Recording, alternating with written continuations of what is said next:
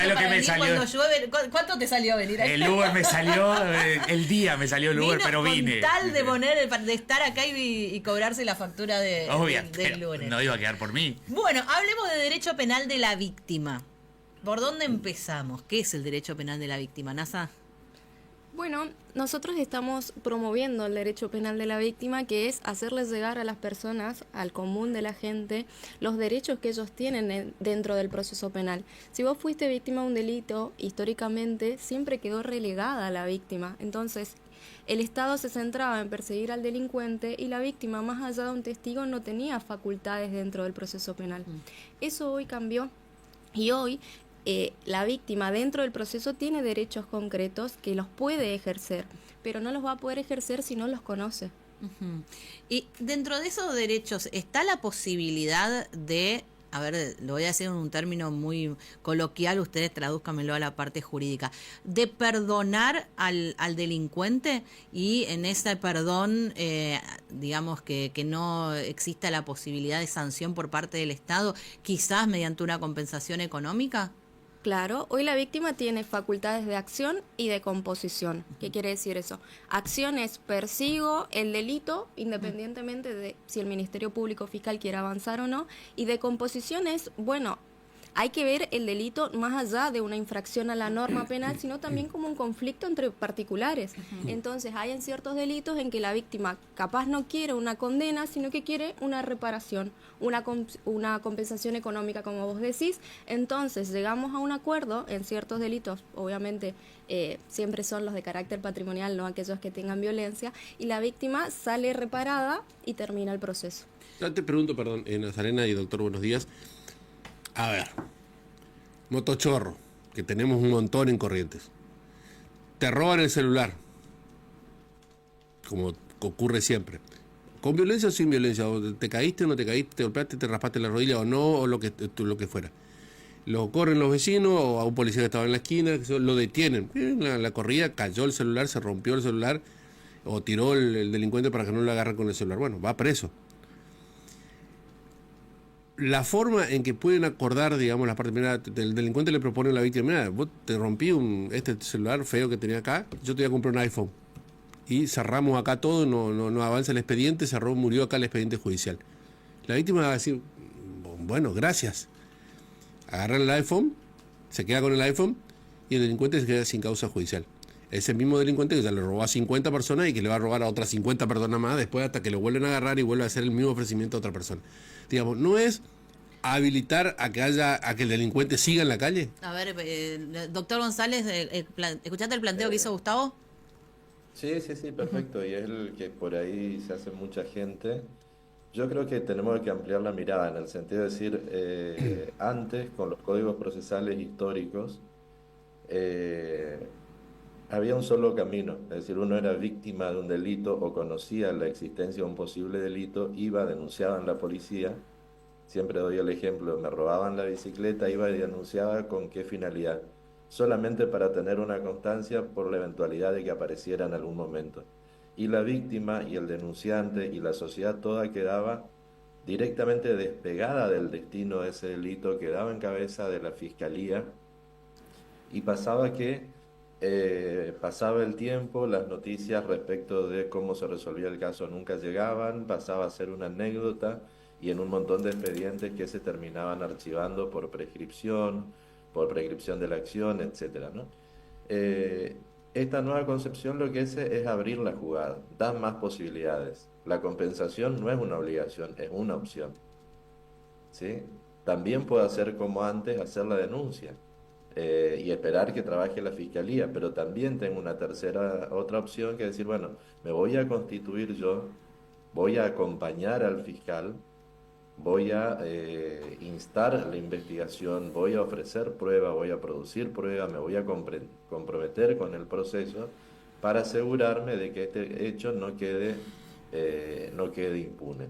Entonces, es como que, y ahí aparece la posibilidad de la compensación económica como una de las salidas alternativas. No es la salida alternativa ni es obligatoria.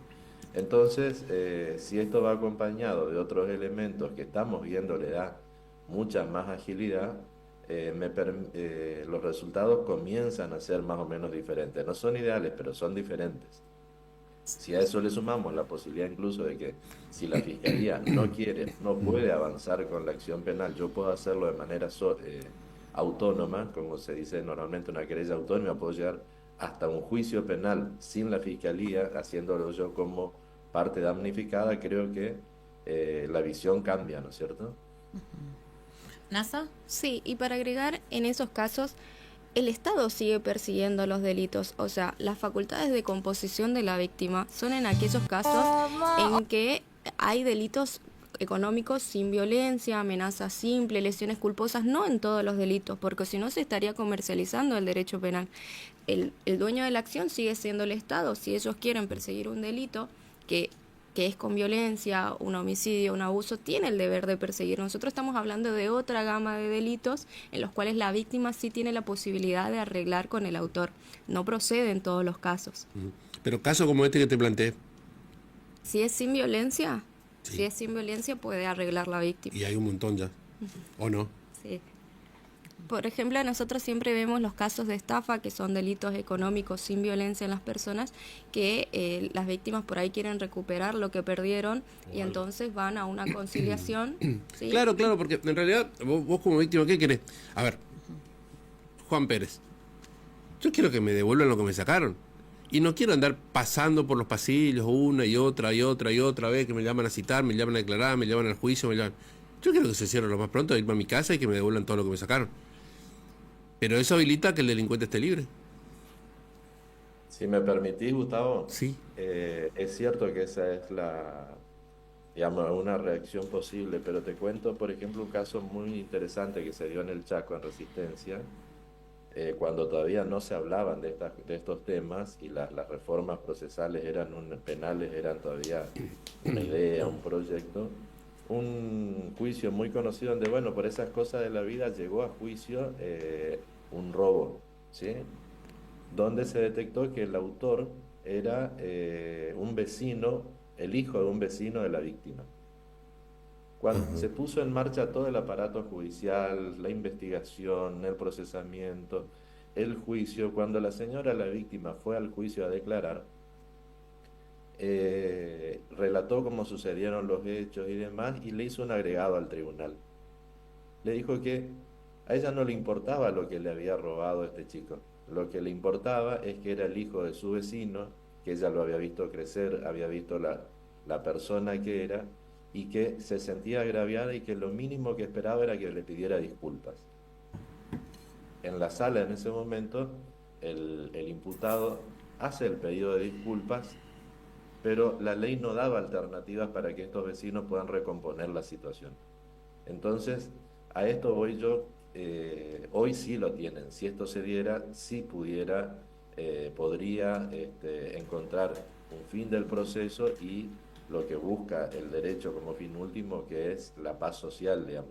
Entonces, es cierto que la cuestión económica es importante, es cierto también que muchas veces hay otros intereses en juego y que el sistema, el derecho tiene que estar preparado para, como fin último, no hacer un juicio, no hacer solamente una condena, sino recomponer la paz social. Lo importante acá es saber que ninguna compensación tampoco se da si un juez no lo homologa, no lo autoriza. Es decir, por más que las partes quieran, si el fiscal no está de acuerdo y el juez no lo autoriza, esa homologación, es decir, esa finalización del proceso sin condena no va a suceder. Entonces, como que hay varios controles para evitar un abuso de la figura, si se quiere, ¿no? Distinta a la cuestión de la reincidencia y todo lo demás, donde ya hablamos de las condiciones personales del autor del delito, que es un tema que también viene vinculado a esto, ¿no? Bueno, entonces hay un límite a la posibilidad, o sea, si una persona digamos, delinque de la misma manera sistemáticamente, hay un límite. Les pregunto si es legal o si queda dentro de la facultad del juez a la hora de decir, porque si no parece que es negocio. volviendo El al ejemplo de negocio. Gustavo, robo teléfono, devuelvo los que me se enganchan y sigo robando y algunos, digamos, me quedo, si total, digamos, en los que me enganchan hago la compensación económica. ¿Hay un punto para que no sea una situación abusiva o no? A ver, particularmente en los robos, el robo se diferencia del hurto porque Porque tiene violencia. violencia. Entonces, en esos casos no estaría habilitado. Se podría hacer excepciones, pero no estaría habilitado una conciliación, ¿sí? Entonces, está previsto para los delitos. A ver, hay que entender el sistema como un criterio, como un sistema de selección positiva. El fiscal no va a perseguir todos los casos. No todos los casos van a llegar a juicio. Entonces, damos diferentes alternativas a aquellos delitos más simples para que, ¿quién mejor que la víctima saber cómo reparar su daño? ¿Se entiende? Sí, sí, sí, sí, sí.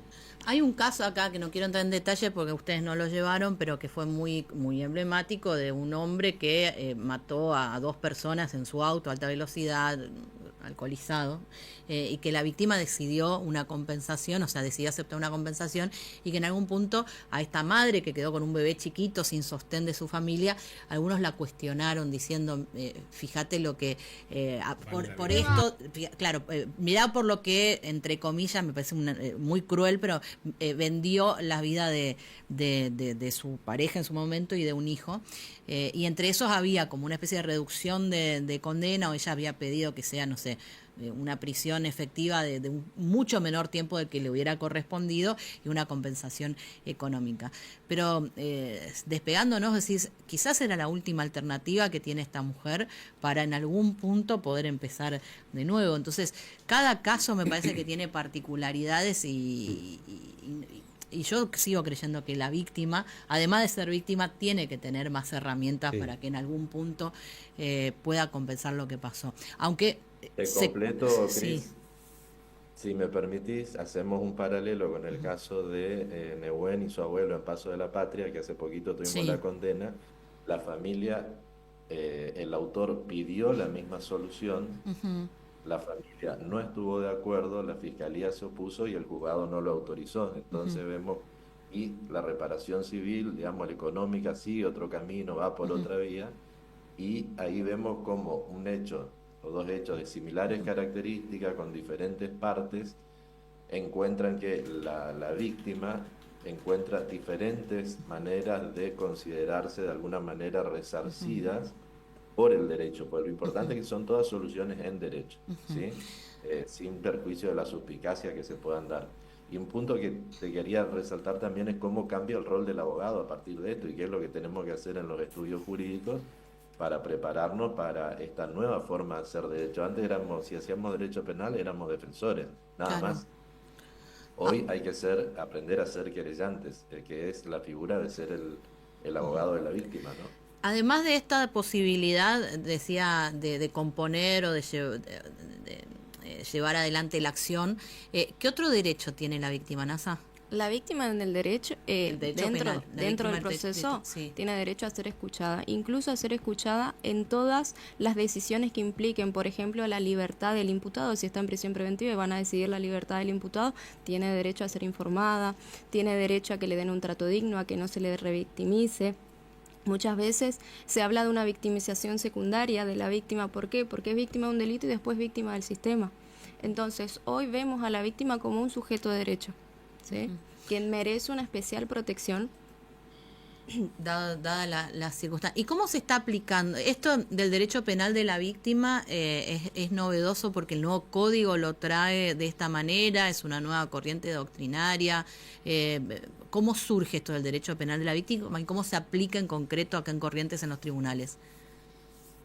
Bueno, la aplicación es muy concreta porque, a diferencia de lo que sucedía antes, los abogados en materia penal íbamos a los juzgados solamente a las audiencias prácticamente. Todas las demás notificaciones, por ejemplo, nos hacían por cédula, no teníamos trato con el fiscal, no teníamos trato con el juzgado prácticamente, salvo en las audiencias de imputación o de juicio. Y actualmente la tarea profesional nuestra se vio modificada porque, además de los cambios procesales, la incorporación de tecnología, como abogados de la víctima participamos no solo en el anoticiamiento, sino que cuando decidimos querellar, podemos hacer nuestra propia investigación, podemos hacer nuestra propia colección de pruebas, podemos hacer, por eso presentábamos la vez pasada el gabinete interdisciplinario del estudio, donde, por ejemplo, en este momento estamos trabajando con una estafa en Formosa, ejercida por un personal jerárquico de una empresa contra la misma empresa, donde no solo estamos denunciando y haciendo la querella, sino interactuando con el perito informático, que es el que va a preservar la prueba, con el perito contable, que es el que va a hacer las cuentas, los números y los cálculos necesarios para demostrar al juez la entidad del perjuicio y cómo eso afectó a la empresa y enriqueció a su empleado, digamos. Entonces, cambió totalmente, y los abogados y los estudios jurídicos tenemos que estar preparados para estas cuestiones, no solo para acompañar a la víctima del robo del celular, sino también para acompañar a la víctima en cuestiones más complejas. Una mujer víctima de violencia, ¿cuántas veces es revictimizada por las veces que tiene que ir a declarar, someterse a una cámara Gesell y revivir la situación ya de por sí dramática que vivió? Los abogados entonces estamos para todos estos derechos que mencionaba Nazarena recién, efectivamente sean cumplidos, ¿no? Gracias por venir. A ustedes. Gracias por estar conectado del otro lado, doctor González. Los esperamos la semana que viene, ¿sí? Hacemos... Buen fin de. Hacemos la pausa y ya venimos. Legal NEA es un estudio jurídico corporativo que a través de una red de profesionales altamente calificados asesora y representa a empresas e individuos en la República Argentina y el extranjero. Legal NEA es una fundación que fomenta el acceso a justicia y el desarrollo de la abogacía pro bono. Legal NEA promueve valores,